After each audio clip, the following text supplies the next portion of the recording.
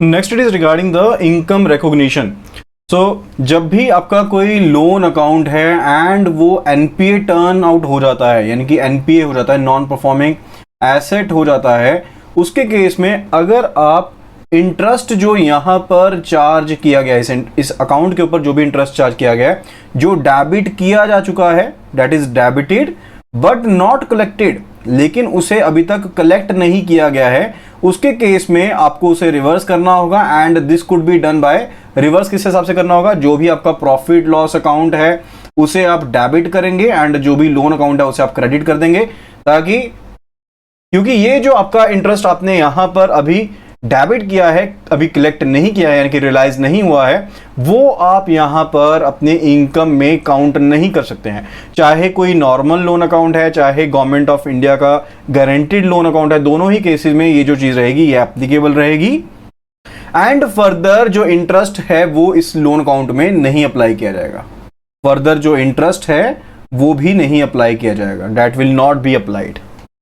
Further next it is regarding the asset classification. जो NPAs हैं that are classified to be as कि ये सब स्टैंडर्ड होते हैं, these are doubtful assets and loss assets. तो एनपीए की क्लासिफिकेशन वाइज देखें तो यहां पर तीन तरह की कैटेगरीज हैं, सब स्टैंडर्ड एसेट्स हैं, डाउटफुल एसेट्स हैं एंड लॉस एसेट्स हैं। ठीक है, सब स्टैंडर्ड एसेट कैटेगरी में कब रहता है? जब जो लोन अकाउंट आपका अभी एनपीए टर्न आउट हुआ है एंड पहले 12 महीने, यानी कि एनपीए टर्न आउट होने से 12 महीने तक जो अकाउंट है वो आपका सब स्टैंडर्ड कैटेगरी में रहता है। एंड फर्दर जब कोई लोन अकाउंट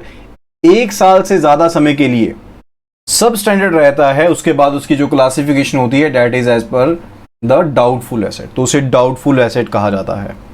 लॉस एसेट कब बनता है? जब एसेट ये कंसीडर कर लिया जाता है कि ये अनकलेक्टेबल है। जब हम ये सोच लेते हैं कि जो एसेट है ये अनकलेक्टेबल है, इसको कलेक्ट नहीं किया जा सकता, या फिर जो आपकी सिक्योरिटी की वैल्यू है, जब भी हम सिक्योरिटी की वैल्यू की बात करते हैं ना तब हम रिलाइजेबल वैल्यू की बात करते हैं। ठीक है, तो सिक्योरिटी वैल्यू जो है वो काफी कम रह गई है, तो उसके केस में भी हम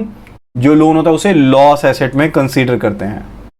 ठीक है, लेकिन मे भी हो सकता है कि किसी रीजन से जो बैंक है उसने इस एसेट को राइट ऑफ नहीं किया है। ठीक है, तो ये कैटेगरीज रहती हैं सब standard, doubtful and loss assets.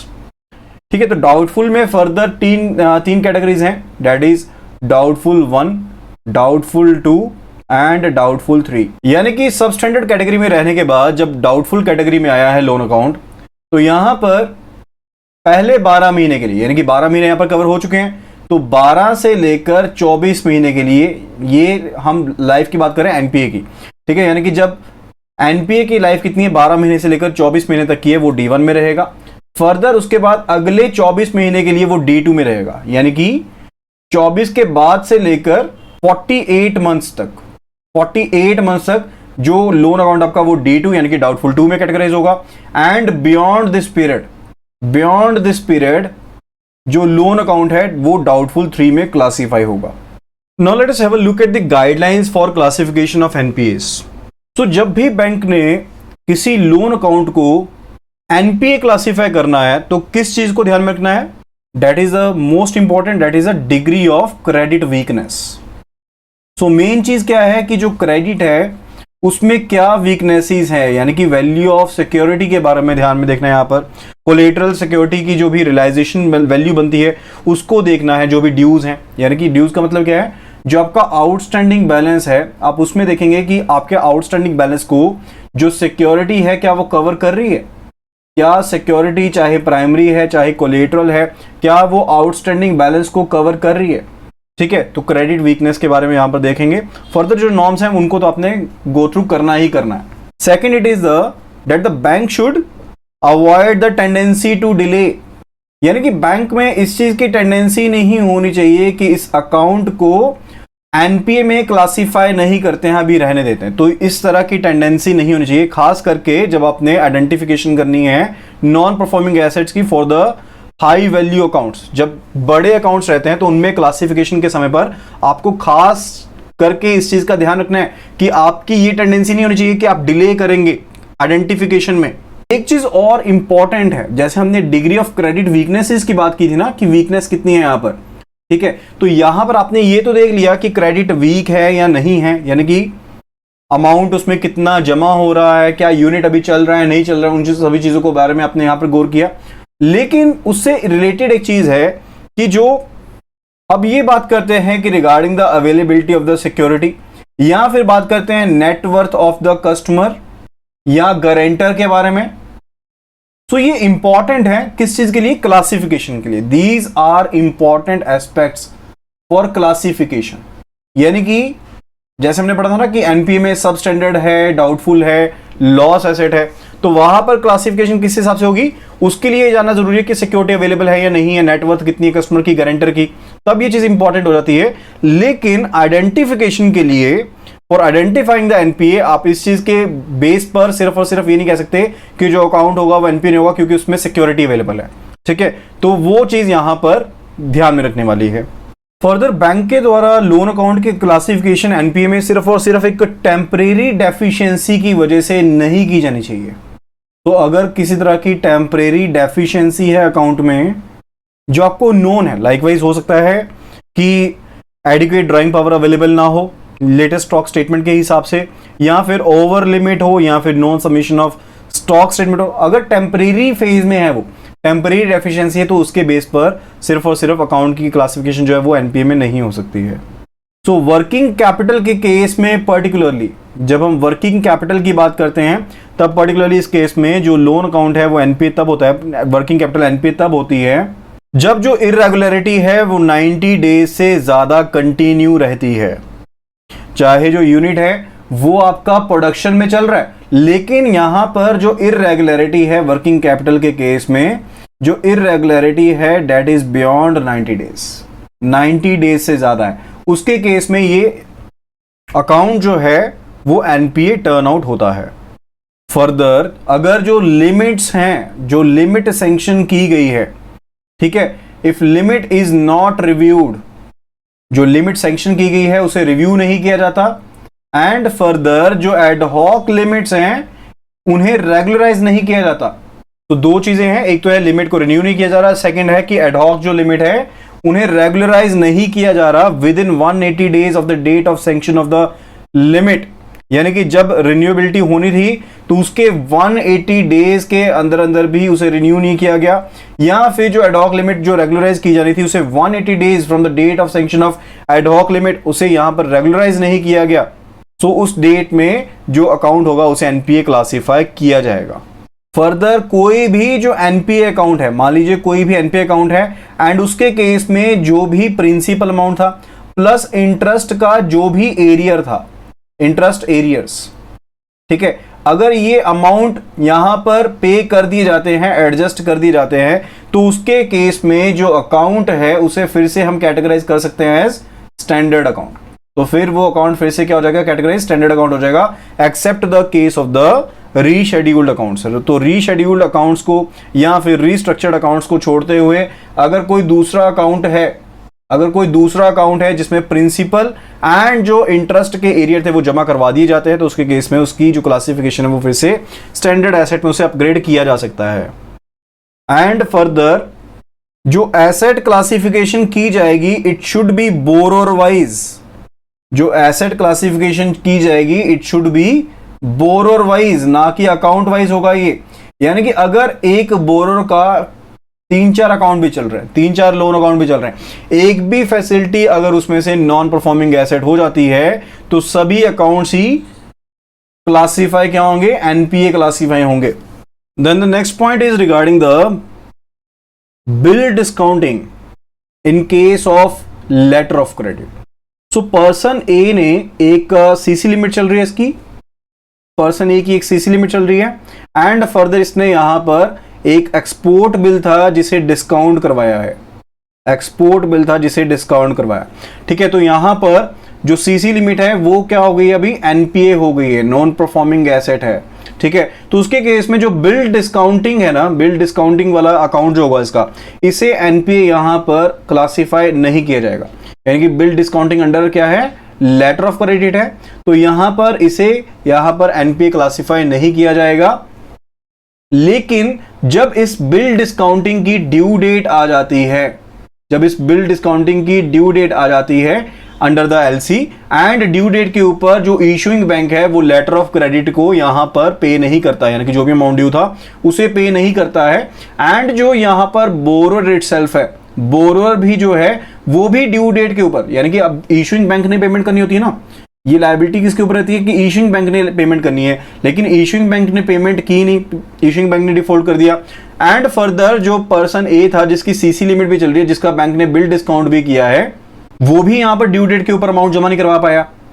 तो बिल डिस्काउंटिंग बेसिकली है कि लोन ही तो है, अब ड्यू डेट पर जमा भी नहीं करवा पाया, एंड अल्टीमेटली इसका एक अकाउंट ऑलरेडी क्या है एनपीए चल रहा है, तो उसके केस में जो लोन अकाउंट होगा बिल डिस्काउंटिंग का भी, उसे भी एनपीए क्लासिफाई कर दिया जाएगा। फर्दर इस तरह के अकाउंट्स जहां पर पोटेंशियल थ्रेट है रिगार्डिंग की हो सकता है कि जो बोरोर है उसने फ्रॉड करने की कोशिश की हो, या फिर जहां पर सिक्योरिटी अवेलेबल ही नहीं है, या फिर erosion in value of security है, या तो जो सिक्योरिटी की वैल्यू थी वो कम हो गई है, या फिर जो सिक्योरिटी थी उसे डिस्पोज ऑफ कर दिया गया है, now there is no security available, तो उन केसेस में जो अकाउंट है उन्हें स्ट्रेट वे डाउटफुल या लॉस एसेट में भी डाला जा सकता है। तो वहां पर ये नहीं रहेगा कि पहले सबस्टैंडर्ड में रहेगा, सबस्टैंडर्ड के बाद डाउटफुल में आएगा, लॉस में आएगा। लाइकवाइज अगर जो रिलायजेबल वैल्यू ऑफ सिक्योरिटी है दैट इज लेसर देन 10%, वो 10% से कम है, तो उसके केस में सीधा उसे लॉस एसेट में डाल सकते हैं। इसी तरह से जहां पर रिलायजेबल वैल्यू ऑफ सिक्योरिटी है वो 50% से कम है, वहां पर उसे डाउटफुल एसेट में डाला जा सकता है। नेक्स्ट इट इज रिगार्डिंग कि जहां पर एग्रीकल्चर एडवांसेस के केस में जो लोन है वो दिया गया है प्राइमरी एग्रीकल्चर कोऑपरेटिव सोसाइटीज को, या फिर जो एफएसएस हैं फार्मर सर्विस सोसाइटीज हैं, ठीक है, तो यहां पर इनको लोन दिया गया फर्दर ऑन लेंडिंग के लिए, यानी कि इन सोसाइटीज ने आगे लेंडिंग करनी है। तो इनको जो अमाउंट यहां पर दिया गया ना उसमें से सिर्फ उतना पोर्शन ही एनपीए क्लासिफाई किया जाएगा जहां पर जो ओवरड्यू है वो शॉर्ट टर्म क्रॉप के केस में 2 क्रॉप सीजन के लिए ओवरड्यू हो गई है, एंड लॉन्ग टर्म क्रॉप के केस में 1 क्रॉप सीजन के लिए ओवरड्यू हो चुकी है। सिर्फ उतने ही पोर्शन को यहां पर एनपीए क्लासिफाई किया जाएगा, ये नहीं कि टोटल जो लोन यहां पर दिया गया जो एफएसएस को या फिर पीएसीएस को उसे एनपीए क्लासिफाई किया जाएगा। And further it is regarding कि जहां पर जो लोन दिए जा रहे हैं वहां पर पेपर सिक्योरिटीज अवेलेबल है। पेपर सिक्योरिटी का मतलब रहता है जैसे लिक्विड सिक्योरिटी रहती है ना, मे बी हो सकता है कि एफडीआर है, ठीक है, या फिर एनएससीज हैं, तो जहां पर एफडीआर यानी कि टर्म डिपॉजिट रिसिप्ट्स वगैरह अवेलेबल हैं, या फिर एनएससीज अवेलेबल हैं, आईवीपीज हैं, ठीक है, या फिर केवीपीज हैं। केवीपी क्या रहते हैं, दीज आर किसान विकास पत्र, या फिर लाइफ पॉलिसीज हैं, लाइफ इंश्योरेंस पॉलिसीज हैं, तो उन्हें यहां पर एनपीए कंसीडर नहीं किया जाएगा। These are not to be considered as non performing asset, अगर सिर्फ और सिर्फ किस केस में, जहां पर प्रॉपर जो मार्जिन है वो मेंटेन्ड है, proper margin is maintained. Okay, further वो लोन अकाउंट जहां पर इंटरेस्ट अमाउंट की पेमेंट के लिए मॉरेटोरियम अवेलेबल है, जहां पर मॉरेटोरियम पीरियड अवेलेबल है, तो मॉरेटोरियम पीरियड के दौरान जो इंटरेस्ट है वो ड्यू नहीं होगा। Interest is not due during the moratorium period. तो मॉरेटोरियम पीरियड के खत्म होने के बाद ही, जब ये मॉरेटोरियम पीरियड आपका खत्म हो जाएगा एंड फर्दर उसके बाद ही ड्यू डेट के बाद, मॉरेटोरियम पीरियड के खत्म होने के बाद ड्यू डेट के बाद जो इंटरेस्ट यहां पर चार्ज किया जाएगा वो यहां पर ड्यू होगा इफ अनकलेक्टेड, अगर उसे कलेक्ट नहीं किया गया है। तो कहने का मतलब है कि ये नहीं कि इंटरेस्ट ड्यू है तो उसके केस में जो लोन अकाउंट है वो एनपीए क्लासिफाई किया जाएगा। सो मॉरेटोरियम पीरियड जहां पर अवेलेबल है वहां पर इंटरेस्ट जो है मॉरेटोरियम पीरियड के दौरान वो ड्यू नहीं होता है। तो मॉरेटोरियम पीरियड खत्म होने के बाद, ड्यू डेट के बाद जो इंटरेस्ट है वो ओवर ड्यू अगर हो गया है तो उसके केस में क्लासिफिकेशन तब की जाएगी, ड्यूरिंग द मॉरेटोरियम क्लासिफिकेशन जो होगी वो नहीं की जाएगी। एंड फर्दर जहां पर स्टाफ हाउसिंग लोन अवेलेबल है, जहां पर हम स्टाफ हाउसिंग लोन की बात कर रहे हैं, या फिर कोई ऐसा सिमिलर अकाउंट है जहां पर जो इंटरेस्ट रिकवर करना है वो प्रिंसिपल के बाद करना है, interest to be recovered after principal, तो यहां पर जो क्लासिफिकेशन होगी एनपीए की वो सिर्फ और सिर्फ तब होगी जब जो ड्यू डेट है, जब जो ड्यू डेट हो रही है प्रिंसिपल की या फिर इंटरेस्ट की, उनकी रीपेमेंट नहीं हुई है, तब उस केस में सिर्फ क्लासिफाई किया जाएगा। यानी कि जहां पर स्टाफ हाउसिंग लोन की बात कर रहे हैं हम यहां पर, या फिर कोई और लोन अकाउंट है जहां पर पहले प्रिंसिपल को रिकवर करना है उसके बाद इंटरेस्ट को रिकवर करना है, तो वहां पर उस केस में जैसे जैसे ड्यू डेट होंगी उसी तरह से अगर रीपेमेंट नहीं होगी तब उसके हिसाब से क्लासिफिकेशन जो है लोन की वो की जाएगी। फर्दर वो लोन अकाउंट जहां पर गवर्नमेंट की गारंटी अवेलेबल है, where government guarantee is available, यानी कि सेंट्रल गवर्नमेंट की जहां पर गारंटी जो है वो अवेलेबल है, तो चाहे वो लोन अकाउंट ओवर ड्यू है, चाहे ये लोन अकाउंट ओवर ड्यू है, इन्हें एनपीए तब क्लासिफाई किया जाएगा अगर जो गवर्नमेंट है वो अपनी ऐसी गारंटी को रेप्यूडिएट करती है। यानी कि गवर्नमेंट की जो गारंटी थी उसे इन्वॉक किया गया, अकाउंट ओवर ड्यू हो गया एंड इस गवर्नमेंट गारंटी को क्या किया गया, इन्वॉक किया गया, एंड गवर्नमेंट ने इस गारंटी को क्या कर दिया, रेप्यूडिएट कर दिया, खारिज कर दिया, तो उसके केस में जो ओवर ड्यू अकाउंट था उसे एनपीए क्लासिफाई किया जाएगा, उसे एनपीए क्लासिफाई किया जाएगा। लेकिन ये सिर्फ कहां पर अवेलेबल है, जहां पर सेंट्रल गवर्नमेंट की गारंटी की बात कर रहे हैं। लेकिन जहां पर स्टेट गवर्नमेंट की गारंटी की बात करें तो वहां पर जो नॉर्मल नॉर्म्स रखते हैं प्रोविजनिंग के, एसेट क्लासिफिकेशन के, वो सेम नॉर्म्स ही वहां पर एप्लीकेबल होंगे।